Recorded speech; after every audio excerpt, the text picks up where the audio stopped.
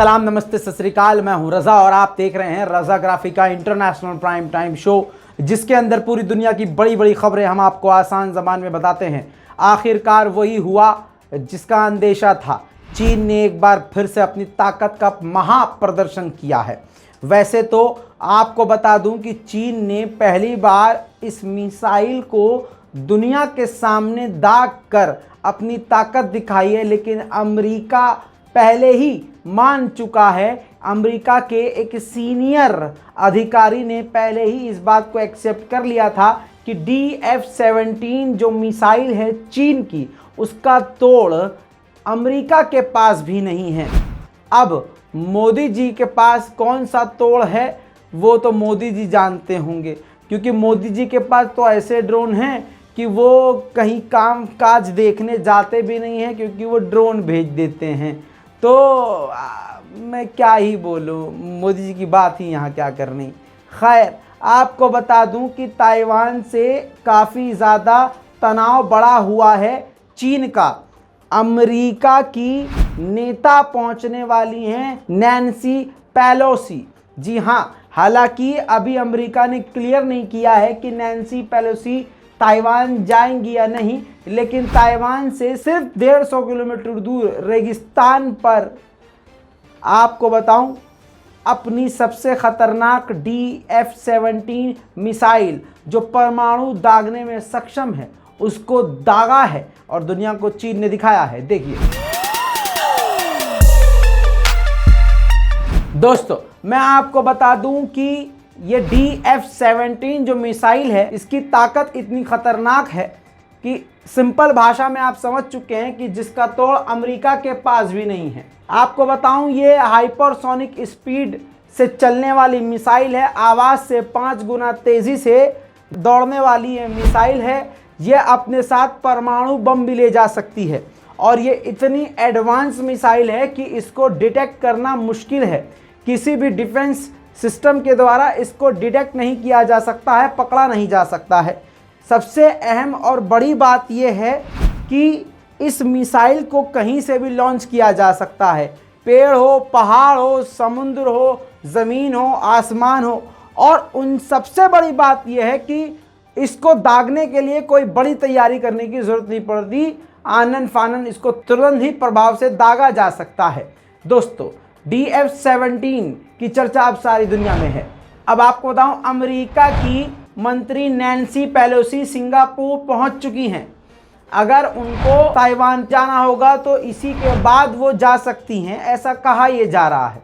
लेकिन इसी बीच में चीन की 5वीं बार बड़ी धमकी फिर आ गई है। चीन ने कह दिया है कि हमसे मत कहना बाद में कि वार्निंग नहीं दी थी, क्योंकि हम वार्निंग कई बार दे चुके हैं। अगर नैन्सी पेलोसी ताइवान पहुंची तो हमारी आर्मी खामोश नहीं बैठेगी और फिर हमारी आर्मी के एक्शन पर यह ना कहना कि हमने वार्निंग नहीं दी थी। दोस्तों, यही चीन दूसरी तरफ अपनी पूरी ताकत के साथ मैदान जंग में उतरा हुआ है। बॉर्डर के इलाकों पर एक्टिव है। भारत हो, भूटान हो या कोई और देश, आपको बताऊं, ताइवान को तो घेरा हुआ है चारों तरफ से, लेकिन इन सबके बावजूद ऐसी खतरनाक ड्रिल कर रहा है कि चीन ने अभी तक के अपने इतिहास में कभी इतनी खतरनाक जंग की तैयारियां नहीं की थी। देखिए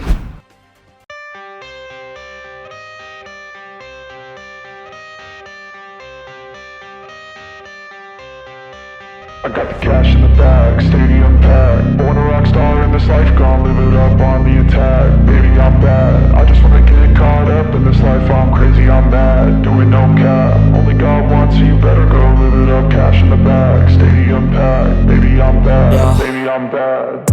I just wanna stay bad, stay mad. Chip on my shoulder cause they treat me like an outcast. I ain't gonna take that, stay back. I'll be swinging hard till the hits come in all caps. I ain't gonna lay back, pray that someone's gonna help me. Ain't nobody like that. I ain't gonna wait, that's all fact. Give me one shot and I'll never get the throne back. I'm sick of being cautious. I'ma go cause something, can't stop this. I'ma steal everybody's lane, call it shoplift. Sick of hearing everyone complain when they thoughtless. taste the pain, it's like candy canes. It makes me go change into a better frame, into a better name. Society's insane, we all live for fame, yeah. Cash in the bag, stadium packed. Born a rock star in this life, gon' live it up on the attack. Baby, I'm bad, I just wanna get caught up in this life. I'm crazy, I'm mad, do it no cap. Only God wants you, better go live it up. Cash in the bag, stadium packed. Baby, I'm bad, baby, I'm bad. I got the cash in the bag, stadium packed. Born a rock star in this life, gon' live it up on the attack. Baby, I'm bad, I just wanna get caught up in this life. I'm crazy, I'm mad, do it no cap. Only God wants you, better go live it up. Cash in the bag, stadium packed. Baby, I'm bad, baby, I'm bad. Cash in the bag, stadium packed. Born a rock star in this life, gon' live it up on the attack. Baby, I'm bad, I just wanna get caught up in this life. I'm crazy, I'm mad, do it no cap. Only God wants you, better go live it up. Cash in the bag, stadium packed. Baby, I'm bad, baby, I'm bad. I won't obey. You cannot tell me what I cannot say. I'm here to last, so yeah, I'm here to stay. दोस्तों इसी के साथ आपकी screen पर ये Moscow के अंदर, रूस के अंदर एक टावर है जिसमें ये ग्राफिक्स के द्वारा रूस ने ऐलान किया है कि चाइना को, रूस ने बोला है कि चाइना, रूस तुम्हारे साथ है।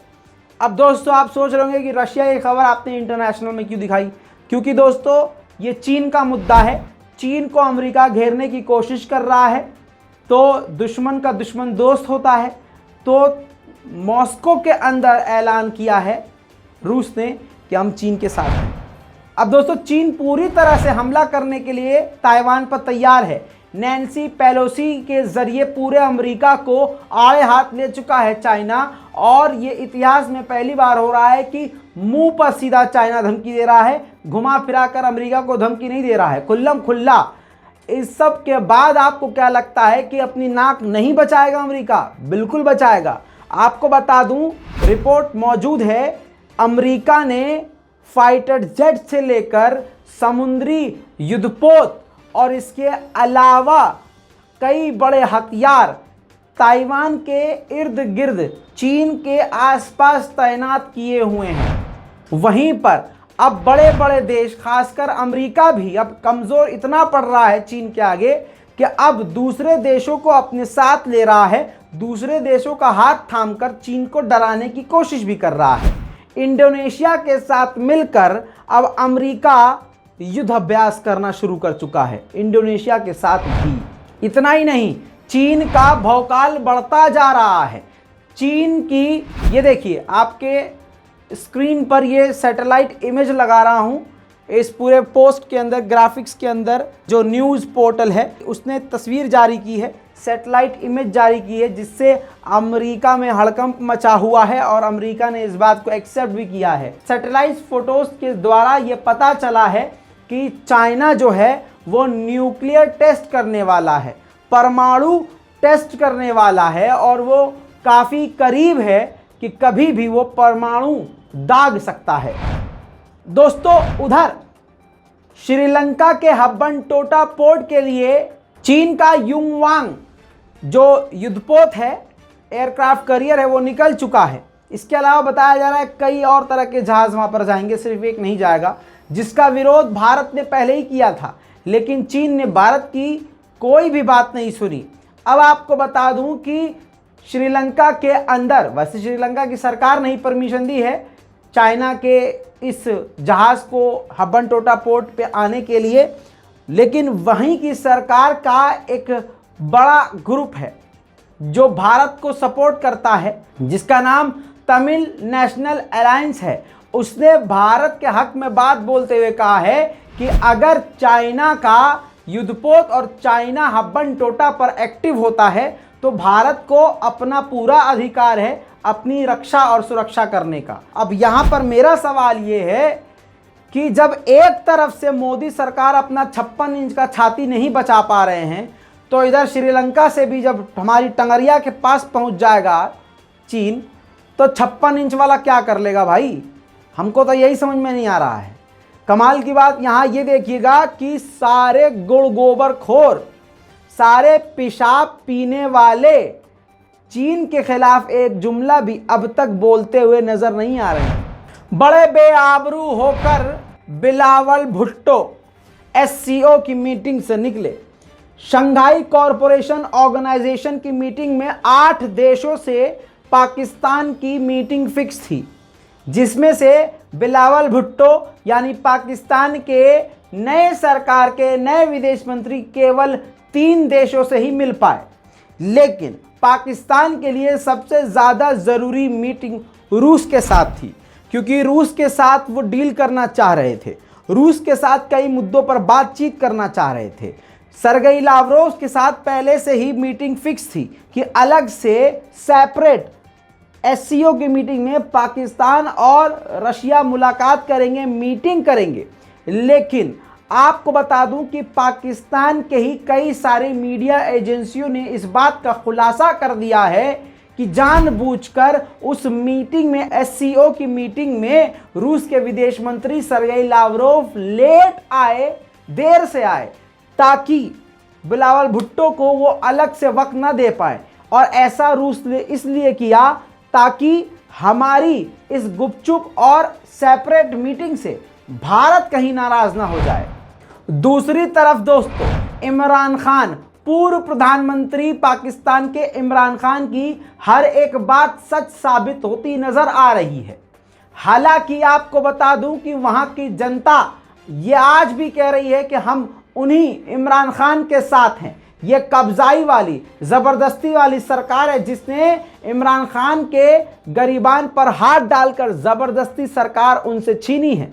अब आप देखिए कि ये सरकार जो है किस प्रकार से अमेरिका के आगे झुक रही है और वहाँ की आर्मी का कितना डायरेक्ट इन्वॉल्वमेंट है। आपको बताऊं, जनरल कमर बाजवा और इमरान खान आमने सामने एक बार फिर से आ गए हैं। आपको बता दूं कि वहां के जनरल कमर बाजवा ने अमेरिका के एक बड़े अधिकारी deputy foreign minister Wendy Sherman से ये गुजारिश की है, रिक्वेस्ट की है कि आप IMF से रिक्वेस्ट करके पाकिस्तान को उधार रकम दिलवाइए। और कई सारे पॉइंट्स पर उन्होंने बात करी है। इस पर इमरान खान भड़क गए। इमरान खान ने काफ़ी तीखे सवाल खड़े करे और वो जेन्युइन सवाल हैं दोस्तों। इमरान खान ने कहा कि ये काम प्रधानमंत्री का है, सरकार का है, सेनापति का नहीं है। सेना के जनरल किस हैसियत से बात कर रहे हैं और कौन सी शर्तों पर अमेरिका से बात कर रहे हैं, इशारा साफ है। क्योंकि अमेरिका ये चाहता था इमरान खान की सरकार में कि इमरान खान उनको, पाकिस्तान की सरकार उनको इजाज़त दे कि पाकिस्तान की सरजमीन पर अमरीकी बेस बन जाए और अमेरिका की सेना मौजूद हो। लेकिन ऐसा इमरान खान ने नहीं होने दिया। होते होते हुआ ये कि उनसे सरकार छीन ली गई, उनसे सत्ता छीन ली गई।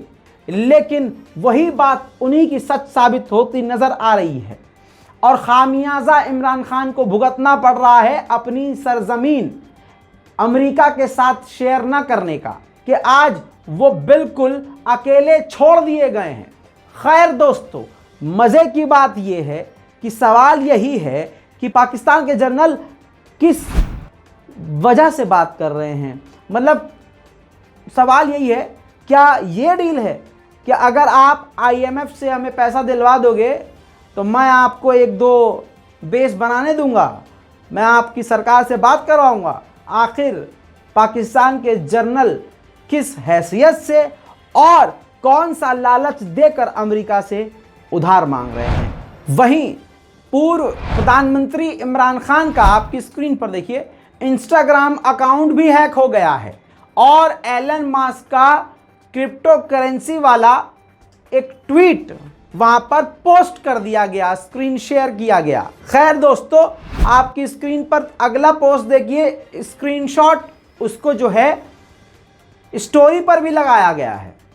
वेरीफाइड अकाउंट इमरान खान का, पाकिस्तान के पूर्व प्रधानमंत्री का हैक हो जाता है तो ये बात समझ लीजिए कि सोशल मीडिया फिर क्या ही सेफ है।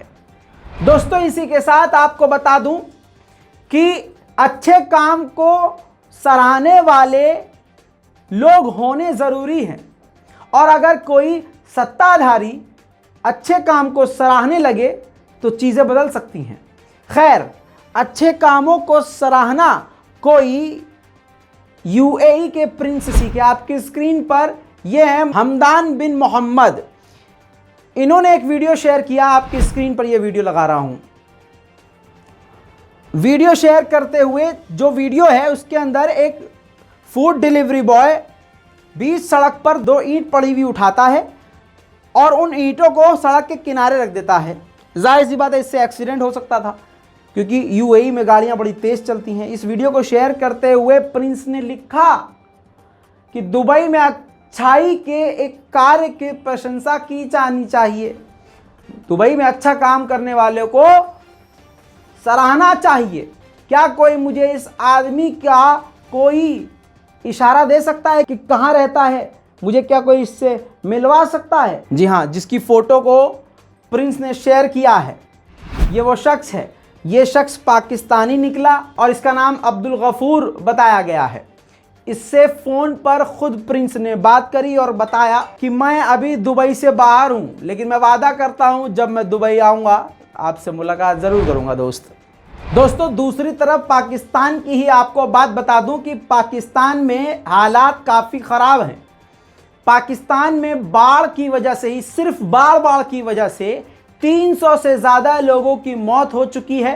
1500 से ज़्यादा लोग बेघर हो चुके हैं। यह आंकड़े आपको सरकारी बता रहा हूं, जबकि पाकिस्तानियों का कहना कुछ और है। पाकिस्तान से जुड़े हुए लोगों का कहना यह है कि भाई आंकड़े इससे बहुत ज़्यादा हैं, लेकिन मैं आपको 300 का आंकड़ा बता रहा हूं। अल्लाह ना करे ये बढ़े, लेकिन ये लगातार बढ़ता जा रहा है। पाकिस्तान के बलूचिस्तान में बाढ़ से ज़्यादा बुरे हालात हैं।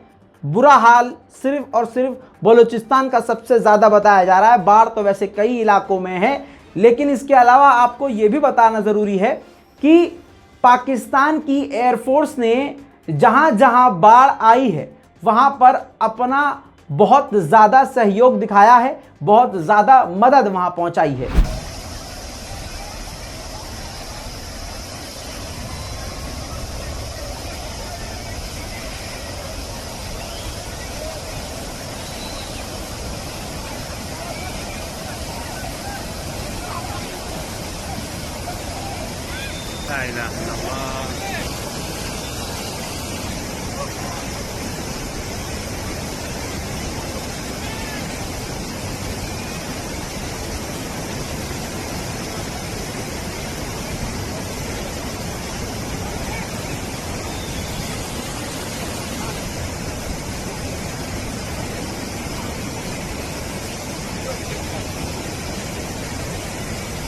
बिल्कुल मिसमार थी गई पूरी वस्ती चाह बारण वाला जरी वस्ती हमदानी दे बिल्कुल नाल है। वस्ती हमदानी भी तबाह बर्बाद थी गई और सारी बारण वाला वस्ती भी सारी दी सारी दसम थी गई बराबर थी गई। और पानी कम अज कम डाक ने 12 फुट 15 फुट 14 फुट का पानी वांदा पाए, जिंदे विच मैं हुण मौजूद खड़ा।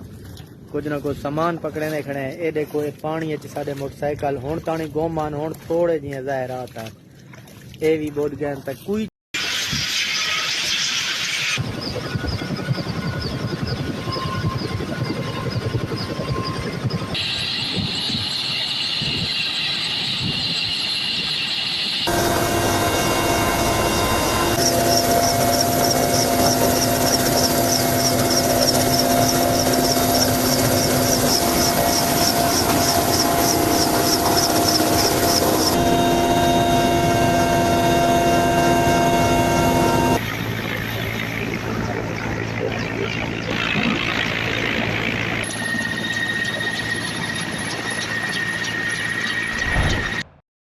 दोस्तों, ये तो आपने देख लिया सब कुछ, लेकिन पाकिस्तान की एक फ़नी वीडियो वायरल हुई है।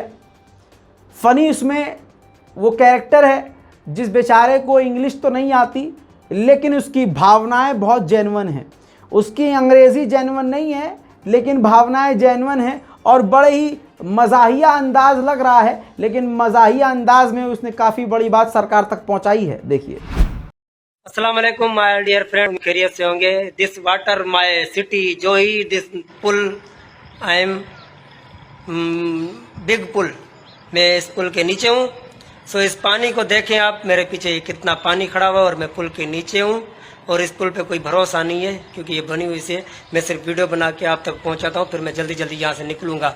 तो इस पानी को देख के ना मुझे एक शेर याद आ गया, big rainy coming, big water coming, little rainy coming, little water coming. Bilal साहब ने कहा कि जब ज़्यादा पानी आता है, ज़्यादा बारिश आता है तो ज़्यादा पानी आता है, जब ज़्यादा थोड़ा पानी बारिश आता है तो थोड़ा पानी आता है, पर यहाँ पे ज़्यादा बारिश होगा तो ज़्यादा पानी आ गया है, यहाँ पे आप देख सकते हैं। सो मैं बिलाल साहब को ये पैगाम भेजना चाहता हूँ, बिलाल साहब, कि जब ज़्यादा पानी आता है तो ज़्यादा गरीब लोग इधर मरता है। दूसरी तरफ अब नई जानकारी आपको म्यांमार के बारे में दे देता हूं। म्यांमार में जो मिलिट्री कूप हुआ है, मिलिट्री ने वहां कब्जा किया है, उस मिलिट्री ने इमरजेंसी की जो सीमा है उसको 6 महीने तक के लिए बढ़ा दिया है। अब अगले 6 महीने तक के लिए कंफर्म है कि यही मिलिट्री वहां पर राज करेगी। बहरहाल दोस्तों, ये थी दुनिया की सबसे बड़ी खबरें। इन पूरी रिपोर्ट्स पर आपकी क्या राय है, अपनी राय कमेंट में ज़रूर लिखिएगा। और याद रखिएगा, कमेंट्स में खुद पढ़ता हूं, सबके पढ़ता हूं, और जहां तक हो सकता है मैं सबको जवाब भी देने की कोशिश करता हूं। इस रिपोर्ट को शेयर कीजिए, अपनी राय कमेंट में लिखिए, लाल बटन दबा के चैनल को सब्सक्राइब कीजिए। मैं हूं रजा और आप देख रहे हैं रजाग्राफी। जय हिंद।